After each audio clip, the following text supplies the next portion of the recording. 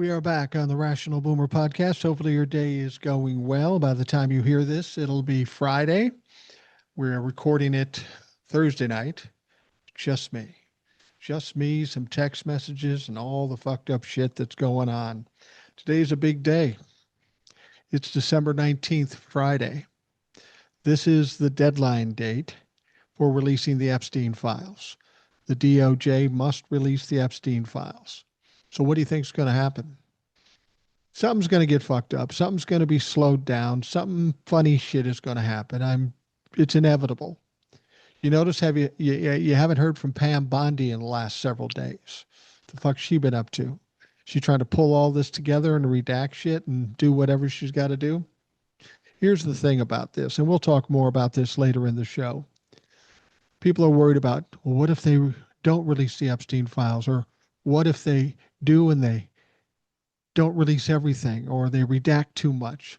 I'm not really worried about that. Ultimately, those files will come to the surface. But in addition to those files alleged to be opening up today, yesterday, the Oversight Committee released 68 more photos from the Epstein estate.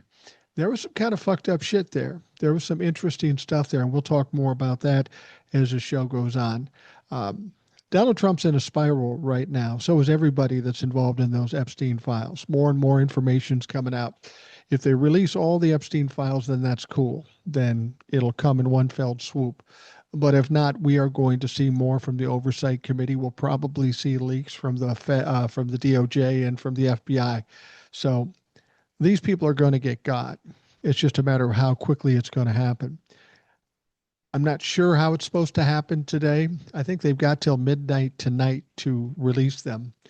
But I just sense there's going to be some fucking around with it. Now, there have been some Democrats reps saying, listen, if you don't release these files, it's a law now. It's been passed by the House and by the Senate and signed by the president. It is absolute law that you release these files. And anybody that doesn't or is complicit with holding these back, you are at risk of being indicted, prosecuted, and ultimately convicted. So while Pam Bondi may want to play games and maybe Kash Patel wants to play games, people further down the chain probably would be a little more nervous about that prospect. So we'll see what happens. Of course, we'll keep you posted as to when and if they release the files. But if they do dick around and they don't release the files, don't get upset, because there's going to be stuff coming from other places. Let's be honest, it only takes one photo to take Donald Trump down, and you know they exist. We know in the 95,000 files that the Oversight Committee gave the DOJ that there's a lot of disturbing files. Fact is, the files they just released are kind of disturbing. And again, we'll talk about that more in a little bit. But I've got some text messages to get to, so let's do that. Now, the first one, this person sent an audio comment, but also wrote something. It's Jackie from Broke-Ass, Alabama. We've heard from her before. Susie Wiles exposed Trump and said he's in the files. She talked about almost all of his staff. Jackie from Broke-Ass, Alabama. She's talking about Susie Wiles that did the interview with Vanity Fair. And that whole thing was fucking weird because she threw everybody under the bus, including Donald Trump, and nobody seems to be mad at her.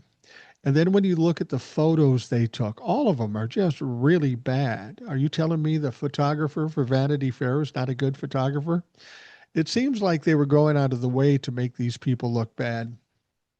Somebody made a suggestion to me with regards to Susie Wiles and why nobody's mad at her. You have to understand that a chief of staff is like the boss in the White House. Yeah, I know the president's the boss, but the person that runs the day-to-day and deals with everybody directly would be the chief of staff. And most chiefs of staff are taskmasters and tough and mean. Susie just goes along with anything Donald Trump says, and anybody else, whatever they say, she goes along with it. So they don't want to get rid of Susie Wiles because she lets them go rogue in the White House and anywhere else. And then she just comes up with some excuses as to why they're not such bad people. So They basically have the equivalent of a substitute teacher, and they don't want to get rid of her because they've got too much freedom at this point. All right, the next one. This was just a meme sent to me. Uh, this is a tweet, I think. It comes from Roger ZenAF. What an absolute fucking joke. Um, yeah, this is the thing that was interesting.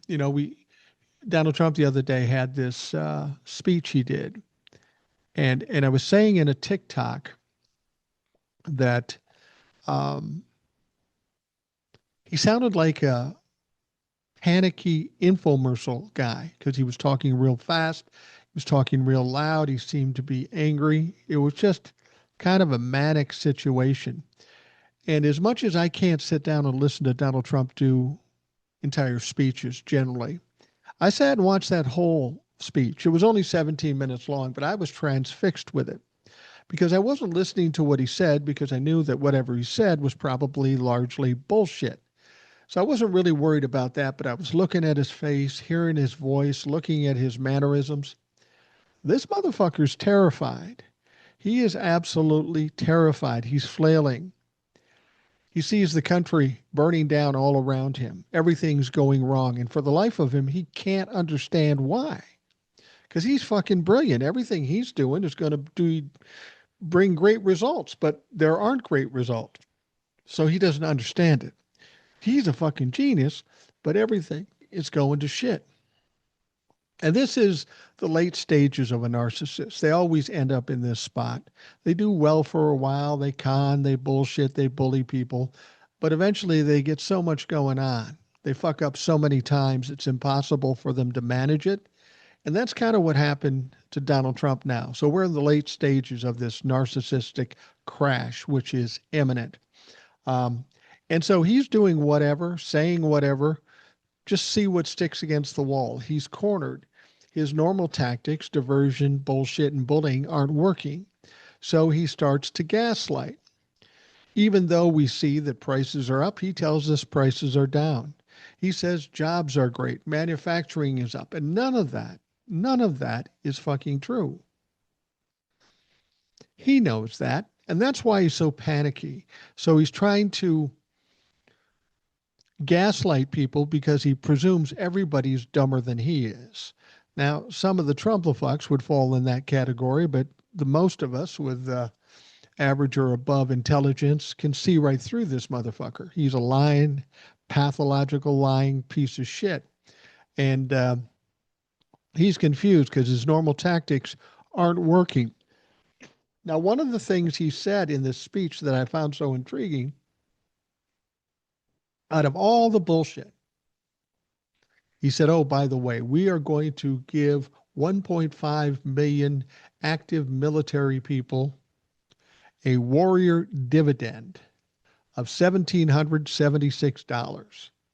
And I'm thinking to myself, how did he pull that out of his ass? I mean, you can't give away money like that unless you get it through Congress. And he's talking about getting it to these folks by Christmas, which is next week. So how the fuck do you do that? And I was confused. I just figured he was lying and he'd do what he'd always done to his family, his businesses, and the country, just disappoint, just lie, not come through and disappoint. But it turns out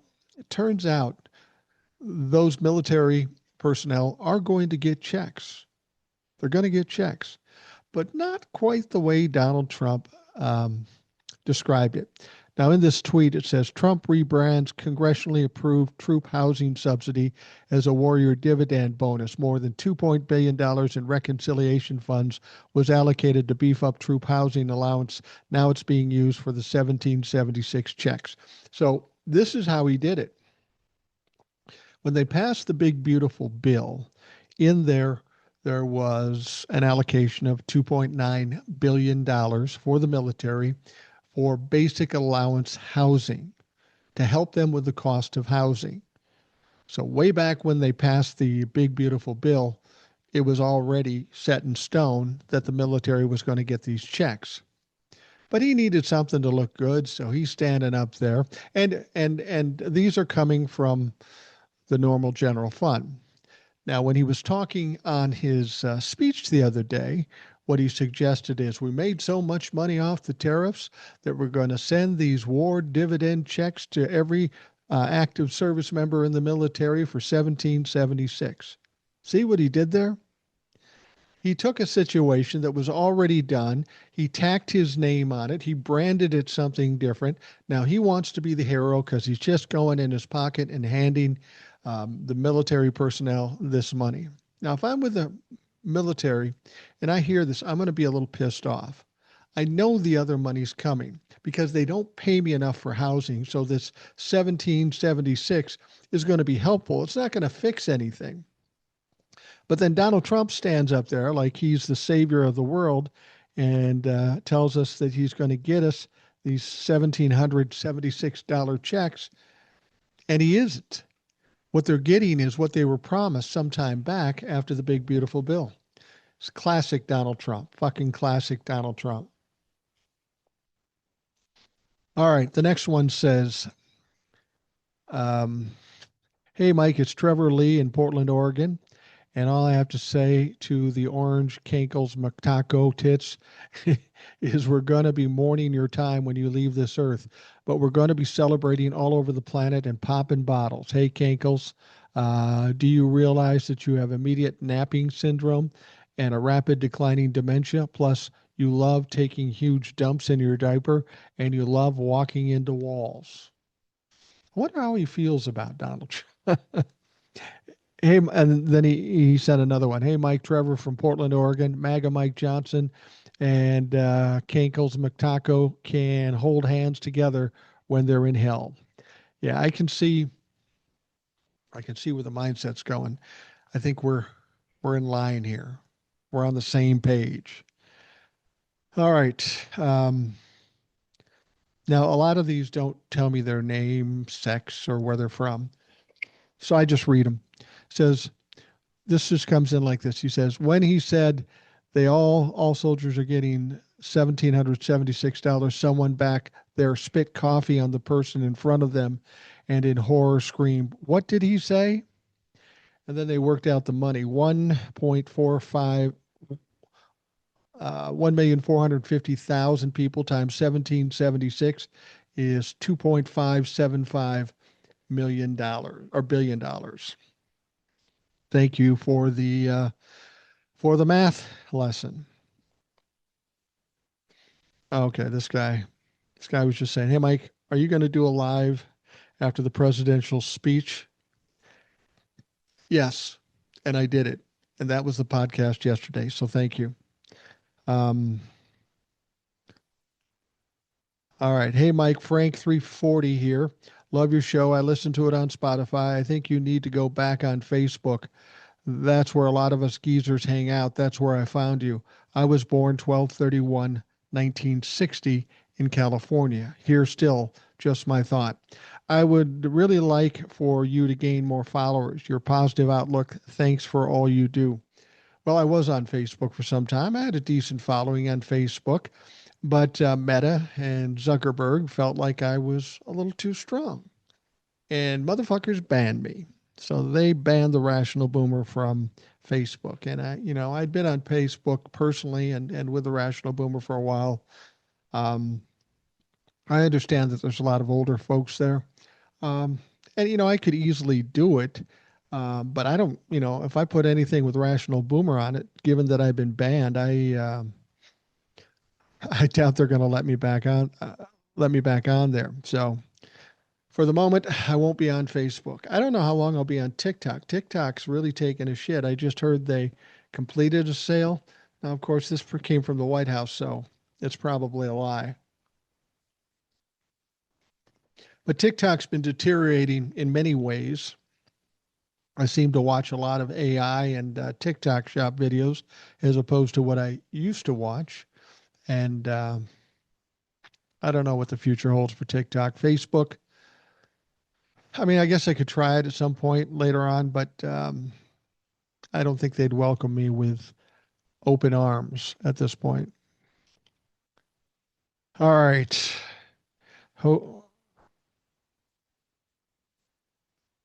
Hodiner here. I had a friend from an airline carrier for a rather innocuous post following the death of Charlie Kirk. A lot of people were fired for various social media posts. Where is the accountability here? And I guess he's referring to the Rob Reiner and his wife being murdered, and Donald Trump and other Republicans taking great joy in it. See, the thing about it is, I like Rob Reiner, and I have a lot of respect for the things he's done, and don't know his wife, of course, but um, the fact that some people might be making fun, I don't give a fuck. You people are stupid anyway. Why would I give a shit what you think? But boy, you say something about Charlie Kirk, like, now I'd never say this, but like if I was to say Charlie Kirk deserved it, Charlie Kirk was like Hitler. Charlie Kirk deserved his fate. Now, if I was to say that, people might get angry. Not here on the podcast, but out on social media. And I don't really give a fuck. I'm too old to not say what I think. Um, I think assassinations are bad, regardless of who gets assassinated. But and I'm not going to take joy in Charlie Kirk or anybody else. But I'm not going to cry about it. I'm not going to fucking cry about it. Now, you want to see a celebration, a combination of Mardi Gras and the World's Fair. Wait till Donald Trump takes his final dump. When he takes his final dump, there will be people screaming all around the world. I think about it this way. You know, I'm from Minnesota, and Prince is from Minnesota. And when he passed away, I was taken aback by how many people around the world were impacted by this. I mean, they had the Eiffel Tower that was turned purple, the Empire State Building, places all over the world were paying tribute to Prince. It's going to be similar as far as the worldwide reaction, but it's going to be great joy for the passing of that orange piece of shit. Hodiner here. Jack Smith was deposed by Congress, then sent me a link to Huffington Post. I think Trump wants Jack now. I think Jack needs to be our next AG. Um, yeah, I don't think there's any question Donald Trump is going after Jack and he wants to indict him in some way, but he's got nothing to do it. I mean, he's trying to indict Letitia James 3 times, and that didn't work. He tried to indict um, several people for that matter, and it's just not working. Donald Trump doesn't know how to put together a case, doesn't know how to find a prosecutor, and it's all pretty fucked up. So, yeah, he's probably going after Jack. As far as Jack being AG, I suppose that's possible. I wouldn't bet on it, though. I think whoever is going to be president in 2028 is going to want to pick somebody of their own realm. And given the connection to January 6th, they'd probably want to separate themselves from that. All right. Next one says, "Hey, Mike, just wanted to let you know the guy I was trying to think of is Chris Gibbs, Ohio farmer. Pretty sure he's on TikTok. Check him out." I believe that's Matt from Ohio who was on the show recently. He won't make Pauly Shore COS, but it will be Rob Schneider or Sylvester Stallone. What an asshole. Yeah, those people disappoint me. I grew up in the 70s. Rocky came out. Sylvester Stallone was a big hero. To find out that he's a Trump humper kind of spoils it all. Rob Schneider, never really thought he was that funny in the first place. The fact that he's a Trump-a-fuck now, who fucking cares? All right. Next one says, "Hi, Mike. Thanks for keeping up the resistance. As for Ass suing BBC for $10 billion, he learned long ago that if you have money and can hire lawyers like Roy Cohn, you can cause harm to your critics. Having explained that, I know you already knew this. What is absent here is the lack of will on the part of Sue to come back after being exonerated and sue his ass for billions of baseless lawsuits that harms innocent people and organization. For years, he accused Obama of being Kenyan and being this or that, and that he made up Epstein files and more. So why doesn't Obama sue him for years of verbal abuse? He should have if the situation reversed. So, yeah, we still need people with backbone to stand up and say, I'm Spartacus, motherfucker, bring it on. I agree. If you're dealing with a bully, there's only one way to deal with a bully. You don't give him what he wants. You don't cater to him. You don't run from him. You slap the taste out of their mouth, put him down on the ground, and kick him several times to make sure he stays down. That's really the only way to deal with a bully. All right. Somebody sent me a meme and it has a picture of Kristi Noem. House Judiciary Committee to start impeachment hearings on DHS Secretary Kristi Noem, accusations including unethical contracts, 172 million on private jets, lying to Congress and ignoring court orders on deportations. Not to worry, you will not be the last to go to prison for Trump. Yeah, I think there's something to be said about that. She did lie in front of Congress and she was caught doing it. She's misappropriated funds. She's ignored uh, court orders with regards to deportation. If she thinks she's safe, she's fooling herself. She's probably going to get kicked out. She's going to be on her own. She'll be safe as long as Pam Bondi is the DOJ. But once the Democrats take over, they're going to be looking hard um, at her and Pam Bondi and Kash Patel and Pete Hegseth and Marco Rubio. It's not going to be a pleasant time for these fucks. Okay, next one says Canadian healthcare. I've spoken to several Americans about your system. Any propaganda about public health care being inferior is BS. Payment in taxes is far below what Americans pay for premiums and deductibles. At 67, apart from doctor visits, 3 kids, 6 grandkids, wife's 2 hips and 2 knees, and shoulder replacements, most out of pocket was for parking, coffee, and premium once for a private room. Just show your health card and that's it. You guys are getting hosed. Yeah, no question. Next up, this comes from Paul. Boomer, after hearing of his disrespect for the Reiners when Trump is dead and gone and buried, I'm going to organize Canadian bus tours to go down and piss on his grave. There will be a huge demand. Such an a-hole. Yeah, there's going to be a lot of people willing to do that. He may be one of those people that they want to section off.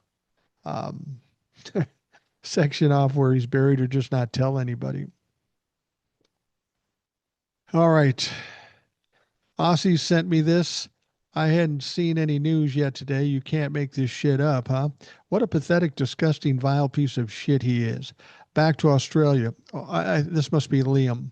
Back to Australia, though. My peeps and I are being open-minded to the fact that Bondi shooting may be a false flag operation. Bibi Netanyahu flapped his gums yesterday about shit all over the Albanese. He hates Elbow because Elbow recognized Palestinian state. There was a huge march across Harbor Bridge in Sydney recently in support of Gaza. It was peaceful and nonviolent. Don't believe any negative shit because mates of mine actually participated. Netanyahu is a pile of human shit who, in my opinion, would pawn his own people for grain. So it's going to be interesting to see how this all plays out. Rumors even flew that shooters were linked to IDF. Just rumors for now. Okay, next up. Starts out, also, if you happen to talk about my text on the air, please don't say any identifying information. Well, thankfully, there is no identifying information other than your phone number, and I'm not going to give that out, of course. Your name doesn't show up. Your location doesn't show up, so don't worry about that. Goes on to say, sometimes I listen to your newest podcast when I wake up in the middle of the night, as I am now. Well, thank you for that. Thank you for taking the time to do that.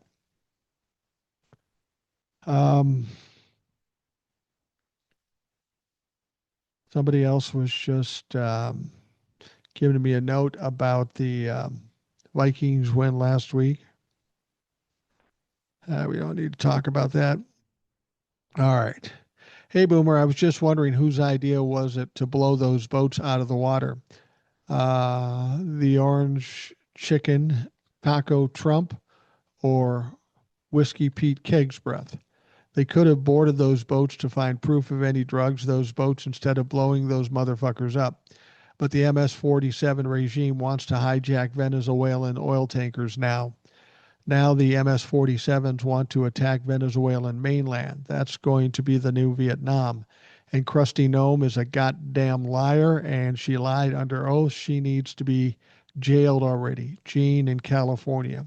P.S. For everyone in the MS 47 regime that tells lies under oath, they should be attached to a lie detector and get their good shock and shit their pants. Do that to the orange chicken taco. They use memes. Now I got to decipher the memes. He will shit his diaper nonstop. Gene. You know how I know there were no drugs on those boats?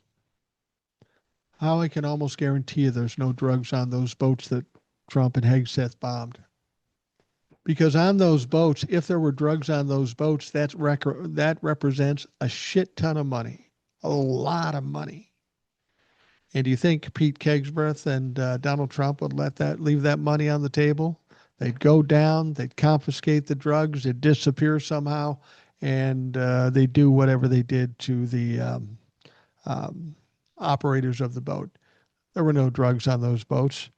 If there had been, they would have found a way to make money off of that shit. It wouldn't have been hard. All right. Next one says, good day. This is in response to Smuggy McSmuggerton, aka Mr. Year O Service. Oh, okay. This is the guy we've been in a debate over. He thinks, when we change things over democratically, that everybody should, when they're young, like 18, give a year of service to the country. And I understand the point of view. I disagree with it. I think we should be looking more at this stage as to what the country could start doing for us. They hang people out to dry with the student loans, the health care, the money, the taxes, and now you want us to do a year. There was a time when that made some sense, but I think at this moment in time, it doesn't make any sense. And this gentleman disagrees with me, and we've kind of gone back and forth. Here's the deal. You can believe what you want to believe, and I can believe what I want to believe.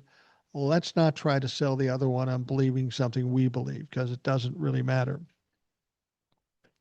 So anyway, this gentleman goes back to say, absolutely not. My taxes are enough service, and we're enough to cover my daughter until she joined the workforce, and hers cover my grandson until he's old enough to join the workforce, and so on and so on. Tell me something is mandatory, and watch me tell you the fuck off. As it is now, I bust my ass for what here? The answer is I bust my ass here to spend my disposable income on health care in Mexico so I can survive a heart issue and keep fucking working and keep fucking paying taxes. Kick rocks with that shit, Rocky Vasilino. Also, thanks, Mike and friends, for what you do. Well, thank you very much. I don't want to get this into an adversarial thing. The whole idea of giving a year of service to the country, this has been something that's talked about for years and years and decades. And I understand the premise of it. And maybe 30 years ago, that made some sense. But in this day and age right now, we're constantly hearing about what we have to give. We have to give up health care. We've got to pay taxes so rich people can make money they don't need. I'm tired of that shit. We've got to come back and we've got to cultivate the middle class so that we can ultimately get things back on track. I have no qualms with serving the country. If you want to join the service and serve the country, God bless you and thank you for your service. If you want to just get out and start a family and start earning money, contributing to taxes and contributing to commerce, that's not a bad thing either. So one of the things we've got a problem with right now, when you have millennials and Gen Zs coming out of college, they're deep in debt. They're getting jobs that don't pay shit. So what happens? They're in a situation where they can't qualify or can't afford to buy a home.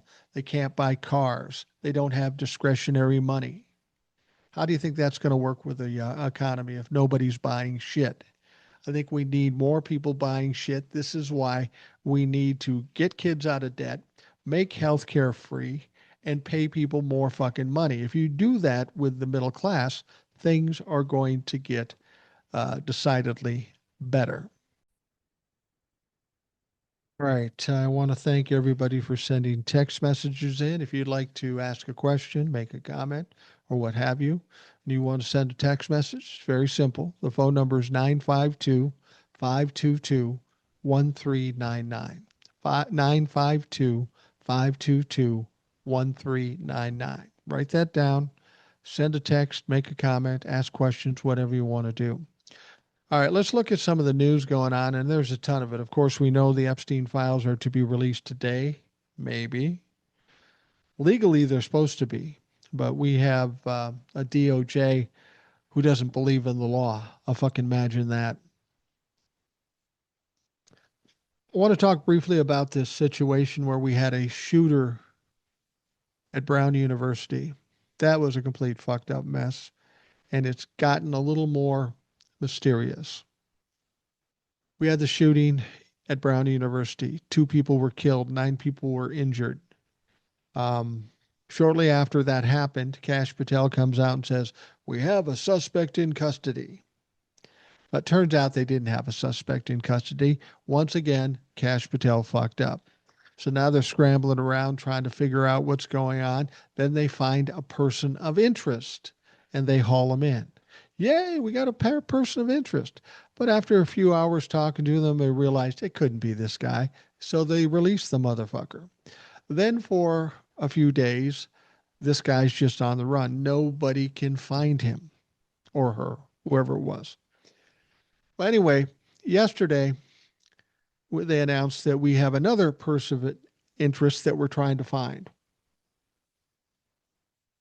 They have a person of interest, not necessarily a suspect, but a person of interest, but they haven't captured them yet. Fucking FBI. God damn it.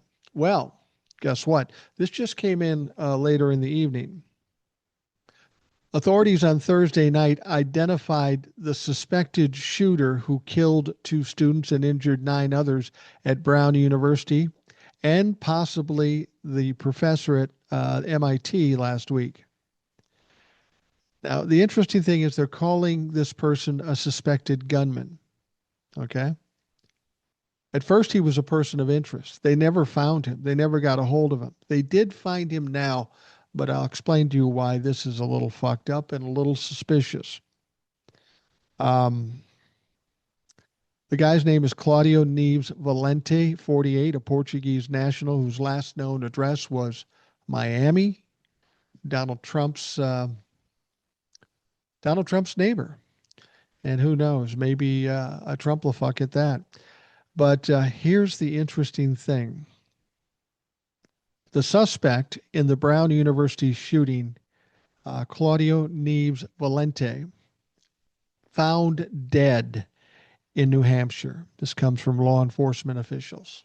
Oh, isn't that convenient? He's dead.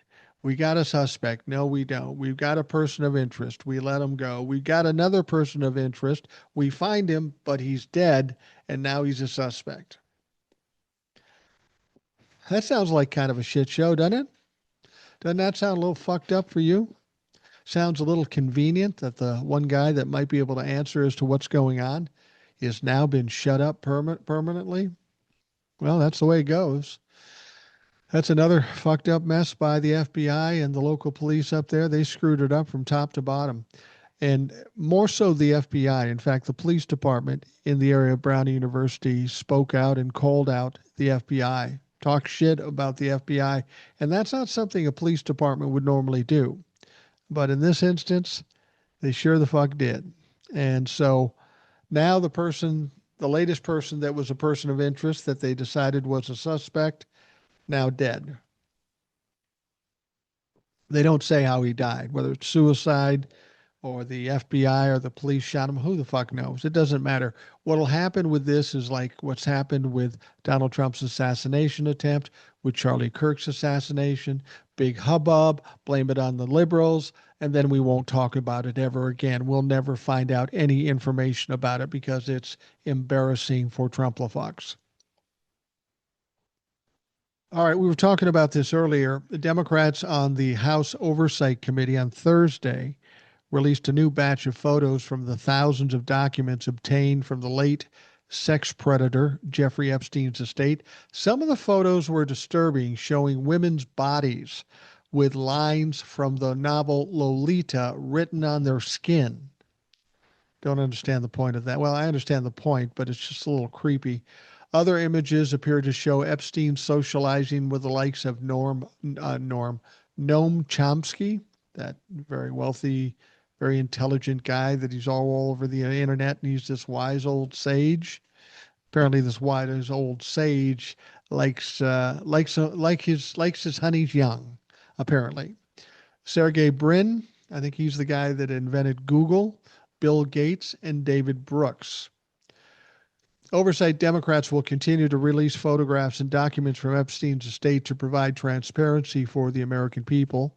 Representative Robert Garcia, the top Democrat on the committee, said in a press release, some pictures show passports which have been redacted and text messages seemingly to describe efforts to recruit girls, presumably for sex. This was in a text. I have a friend,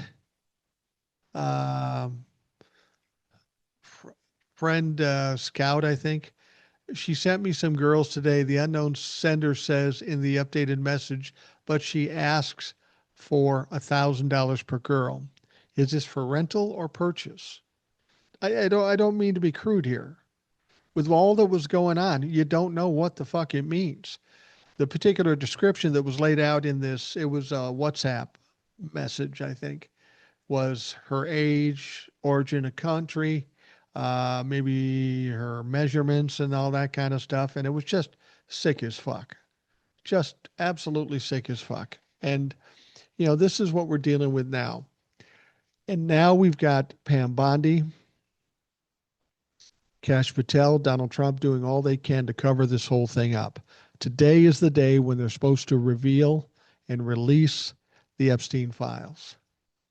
I don't think anybody in this country, in the world, thinks it's going to go off without a hitch, that they're just going to release piles and piles of these files and just say, do what you want to do with them. Because once that happens, it's going to be the end of a lot of careers, a lot of people's lives, including Donald Trump. So I just find it hard to imagine that they won't try to dick around somehow, make some excuse, find some loophole.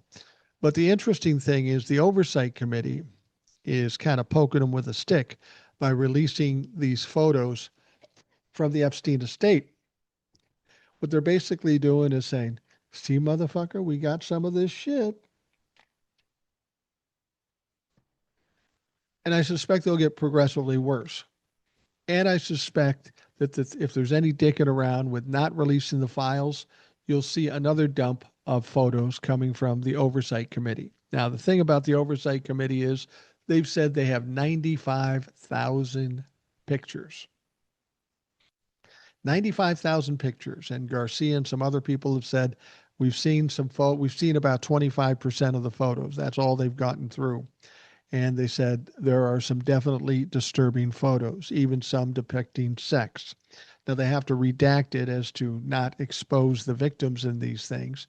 But if you look at the pictures that were put out yesterday, there's a couple with Bill Gates and a woman whose face is covered up. She could be underage. She might not be underage. Even if she isn't underage, there obviously is some prostitution or some blackmailing going on here. So this is all illegal. They didn't put Ghislaine Maxwell and Jeffrey Epstein in jail because they didn't do anything or it was no big deal. They were put in jail for sex trafficking, child sex trafficking. Now, the definition of sex trafficking is somebody has access to these girls or young women and then sends them out to people who either purchase them or whatever the fuck they do. And the people who engaged in the actual sex act, they are criminals too, maybe even worse so than Ghislaine Maxwell and Jeffrey Epstein. But they've never been investigated. They've never been indicted. They've never been prosecuted. There has been no accountability for the people that used the services of Ghislaine Maxwell and Jeffrey Epstein, including Donald Trump. Now, there was an interesting story that came out in the New York Times yesterday. And apparently, Jeffrey Epstein would talk on the phone with Donald Trump over and over again, even though Donald Trump said they weren't friends, they didn't know each other that well. They would talk with some on a regular basis. And in these conversations, they would kind of go back and forth on their particular sexual conquest. This was their hobby. Oh, yeah, you did that. How about me? I did this. And this girl that. And this girl this. And so this is what they would do. Now, somebody might say, well, there's no way you can prove that unless there's recordings. And as far as I know, there aren't recordings, but there could be. However, it can be proved because Jeffrey Epstein, either for a power play or just to try to show how important he is, he would regularly have people listening in on the conversation with Donald Trump. Donald Trump's too dumb to imagine that somebody might do that. So there are any number of people that have heard conversations between Jeffrey Epstein and Donald Trump regarding their escapades or their conquests. Now, I got to believe if we know who those people are, and I suspect we can be able to find them, that it wouldn't be a bad idea to maybe subpoena them and have them testify. There's no skin off their nose. If they heard these things going on, it might be worthwhile to either do the right thing or maybe turn state's evidence and get out of some trouble for yourself. I don't know. We'll see what happens with that. But this whole thing is very ugly. I don't think it's any, I think it's far worse than we believe it is, what little we know now. There's been a lot of talk of old men and young girls. There's a lot of people coming up. I heard Vi under the desk, and I've listened to some other folks suggest what we don't know is that there are young boys and men involved in this too. And somebody suggested that, well, Republicans don't see a problem with old men and younger girls, but if it was to get out that there were young boys and young men out there, that might be problematic for them given their problems with the LGBTQ community. I also think that Donald Trump was not just a participant. I think he was a partner in this thing. It only makes sense if there's money involved. Donald Trump is going to want his taste, and I'm sure he got his taste. Jeffrey Epstein looked at Donald Trump as his best friend for some 10 or 15 years. He was a mentor. That's what he said. So the idea that Donald Trump didn't know this guy or didn't know what he was involved in was absolutely ridiculous. There is some circumstantial evidence or some evidence that suggests he was involved in some of these crimes against girls. We've talked about it before. Prior to the election in 2016, there was a document that came out, a lawsuit that had Donald Trump and Jeffrey Epstein as co-defendants. And this person was suing them because she was, as she alleged, she was raped by Donald Trump and Jeffrey Epstein. The funny thing about that is we got closer to the election, that thing disappeared. Now that we know who Donald Trump is, it's not surprising to understand that maybe, just maybe, there might have been some threats involved. Then it popped up again and then it went away. There's going to come a point when this all comes to light. And once the dam opens and the shit starts pouring out, Donald Trump will not be able to stop it. He will not be able to stop it. Now, in addition to all the egregious stuff that Donald Trump has done, he's doing some dumb shit too. Some silly shit. A board filled with members chosen by Donald Trump voted unanimously to rename the Kennedy Center to the Trump Kennedy Center, White House Press Secretary Carolyn Leavitt announced Thursday. Now, there was some scandal there, too. I know it was important for Donald Trump to say that he was voted on unanimously, but we're hearing now that there was at least one of those board members that wanted to vote against it. And it just so happened her microphone shut off and they couldn't get it back on, so her vote didn't get counted, and that's why they're saying it was unanimous. That's how chicken shit and petty they are. It's not enough that they win. It's got to be unanimous, and they've got to look like the big heroes. Now, the thing about it is, this doesn't make the name change absolutely effective right away. The name change will probably face a legal battle because the law prohibits such changes without congressional approval. NBC News previously reported shortly after the news, House Minority Leader Hakeem Jeffries said the move is not possible in the absence of legislative action. Leavitt said the name change was due to the work Trump has done over the last year in saving the building, not only from the standpoint of its reconstruction, but also financially and its reputation. She congratulated, Leavitt congratulated Trump and also former President John F. Kennedy because this will be truly a great team long into the future. Now, there are people that won't go to the Kennedy Center anymore because of Donald Trump's influence. There are people that won't perform at the Kennedy Center because of Donald Trump's participation. Like we've always said, everything that Donald Trump touches fucking dies.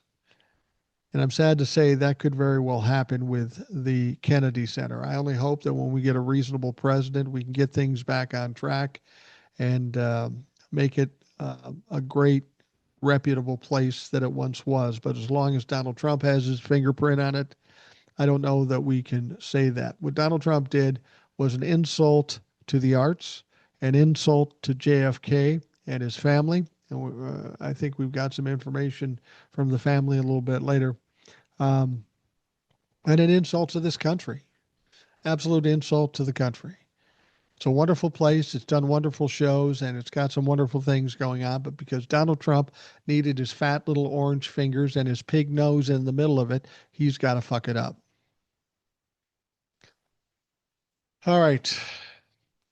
A rebel House Republican openly questioned top Trump administration officials on Thursday about their handling of the Jeffrey Epstein files after House Democrats released dozens of new photos from the Epstein estate amid anticipation for a Justice Department file dump today.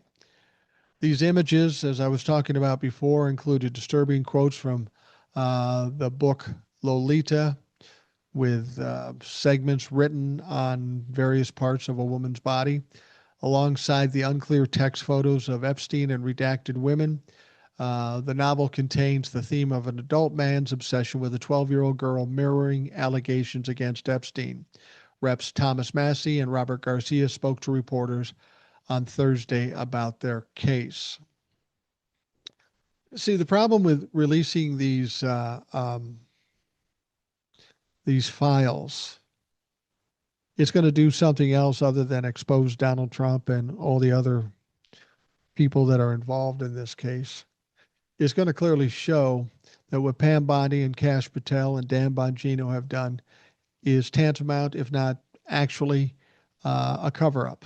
And we know how things can go when you're involved in a cover-up, and that's distinctly possible in this situation.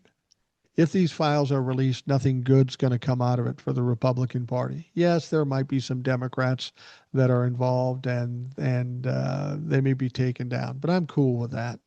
Anybody that would participate in this kind of activity deserves what they get, whether it's a dirty ass Republican or fucking Mother Teresa. I don't really care. If you're involved with it, you need to be taken down. All right. The conservative Wall Street Journal editorial board scolded House Republicans for allowing themselves to fall into Democrats' trap on Affordable Care Act subsidies as the caucus turns on itself and House Speaker Mike Johnson loses control. Somebody asked Mike Johnson, did you lose control of the House? He said, no, I did not. Everybody else said, fuck, you didn't. You lost control. Now, after Johnson refused to allow a vote on Democrats' clean 3-year extension of the expanded subsidies, 4 House Republicans in vulnerable districts crossed over to back Democrats' discharge petition guaranteeing a vote, which the GOP hastily kicked the can on by shutting down the roll call, pushing things back to January when insurance premiums will already be spiking. The incident, the board wrote, proves that as President Donald Trump's approval rating has sunk, some Republicans have decided it's every member for himself. And that's pretty much it. So what happened? They talked about putting a bill on the floor of the House, strictly dealing with only the extension of the ACA subsidies. Mike Johnson said, yeah, no, we're not going to do that. So they did a discharge petition. They got 218 votes, 4 of them Republicans, and now they can go around Mike Johnson and have the floor vote and see if it passes. Now, one of the things I heard somebody suggest, and I also suggested, is even if that happens, theoretically, Mike Johnson could say, well, let's go home early for the holidays and we'll deal when we get back on January 6th. That's exactly what he did. He said, we're going to leave early. They could have voted on it today or yesterday or today or the day before. Mike Johnson and the Republicans, the conservative Republicans, chose not to. So that means on December 31st, the subsidies go away. Theoretically, all the premiums go through the roof, 100%, 200%, 400%, maybe even more in some cases. But they didn't care. They couldn't find the time to take this vote. Now remember, they took 2 or 3 months off in the summer. They're leaving early now for vacation, and they've virtually accomplished nothing in the House of Representatives in all the time that they've been there in the first year, save for the big, beautiful bill and the CR. Other than that, they haven't really done much of anything. So here we stand. The subsidies will come off on December 31st, and for 6 days, the premiums, at least 6 days, probably more than that, the prices on all premiums will be out of control. Now, again, Mike Johnson, the Republicans could have done this earlier and not put us in this turmoil and all this stress for over the holidays, but Mike Johnson and the Republicans decided to do that. Now, it will be interesting if on January 6th, they do have a vote in the House. If they have a vote in the House, they should win because they've got the 218 votes on the discharge petition. Now, some people are suggesting maybe it'll be like the Jeffrey Epstein files where everybody will vote because they don't want to be the one identified as somebody voting against people's health care. I don't know how that's all going to work, but you have to understand what's going to happen. Just because it passes the House doesn't mean it's done. It doesn't mean that they're done. So it then has to go to the Senate. Now, remember, the Senate just denied a bill that was talking about extending the subsidies for 3 years. They already turned that down. But if there's enough of a momentum in the House of Representatives, maybe that will change the minds of the Republicans. Maybe. But they better do it in a big way because over and above the House having to pass it, then the Senate having to pass it, those are some big hurdles. Still, it's got to go to Donald Trump's desk. Donald Trump's got to sign off on it unless you have a supermajority. If you don't have a supermajority like you did with the Epstein files, he could just decide not to sign it or ignore it for a while. And all the while, people are suffering. I still don't know why Republicans are willing to do this because in terms of their upcoming elections, they are going to get devastated. 57% of all people on ACA are in red states. So this is going to have a huge impact on the constituents of the very people that are shutting it down. This is not going to help them. It's not going to get better as we get closer to the election. It's going to get worse.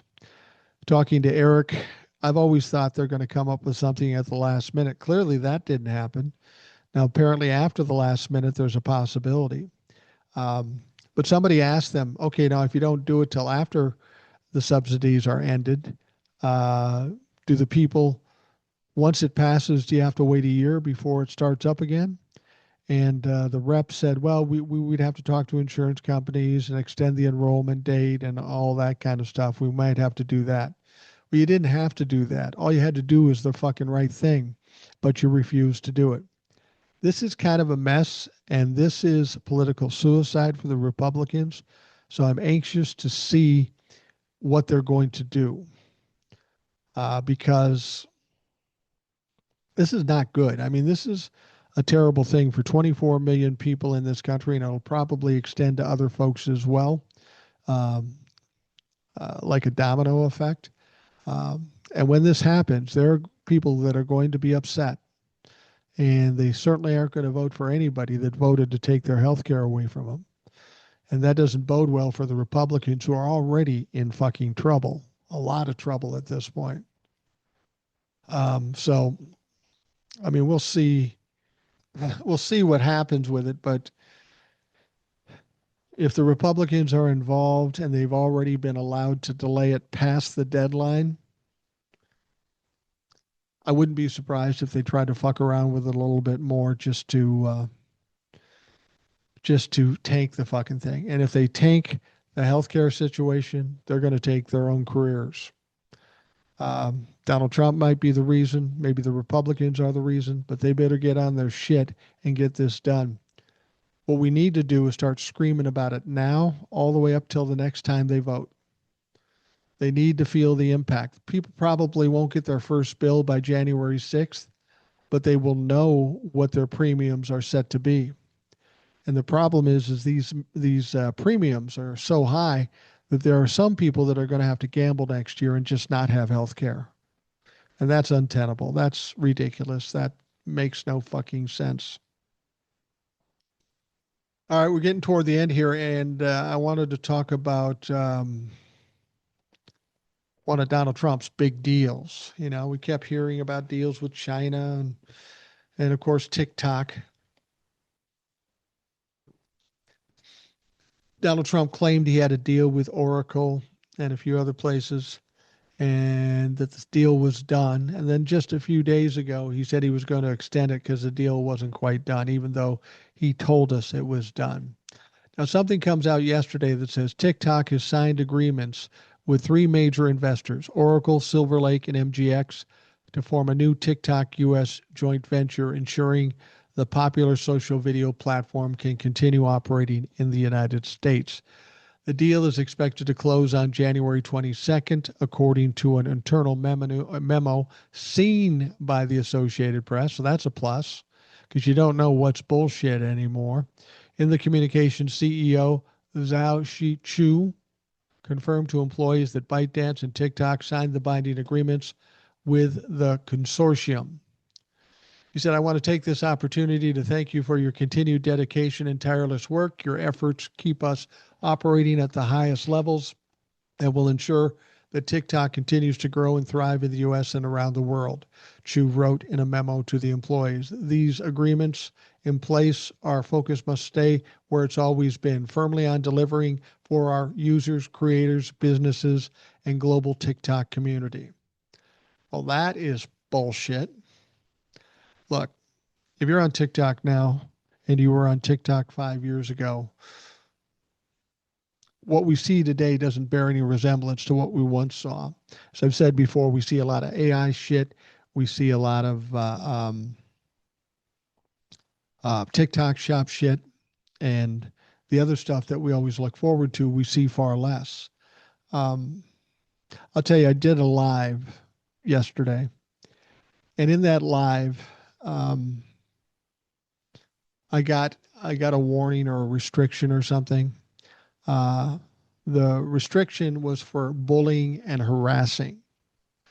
Wasn't talking to any Trumplafucks. I was just talking about what we always talk about, but apparently some Trump-le-fuck out there complained or whatever. And then I got a notice that said, um, do you want to take out all political conversation? Because that might cause you problems. And I said, no, I'm not taking out.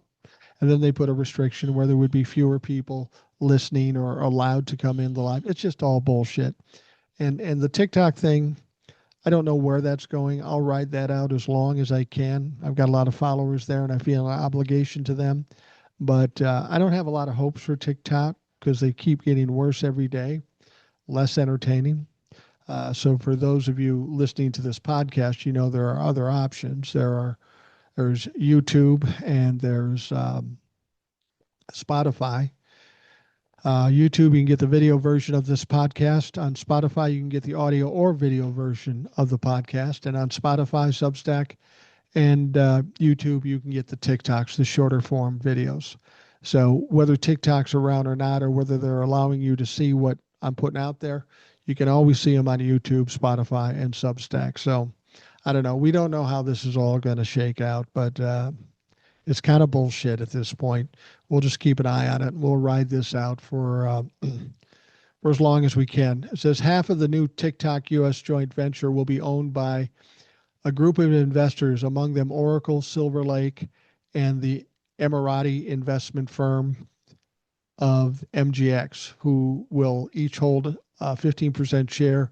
19.9% of the new app will be held by ByteDance itself, and another 30% will be held by affiliates of existing ByteDance investors, according to the memo.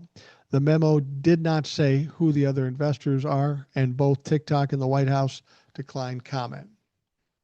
Well, I'm going to tell you this. If you're an investor in TikTok, you better get on your shit because nobody's going to be using TikTok soon if you continue down the path you're doing now. You treat creators like shit. You paid them halfway decently back 6 months ago, and now they ain't paying them shit. If you're a creator who wants to make money, don't go on TikTok. It's not the place to make money. You can make more money on YouTube or Spotify. It takes longer to build an audience than it does in TikTok, but ultimately they pay you more of what you're worth than TikTok ever fucking did. Even at their best time, YouTube and Spotify pay a lot more per 1,000 views than TikTok. I mean, TikTok, you might, if you're on the high end back in the heyday, you might get $1 or $2 per 1,000 views. You go to YouTube and it's more like $35 or $45 per 1,000. So you can see the dramatic difference there. You're going to get less views on YouTube, of course, because it's not like TikTok, but in the long run, you're getting paid better than what TikTok would do for you.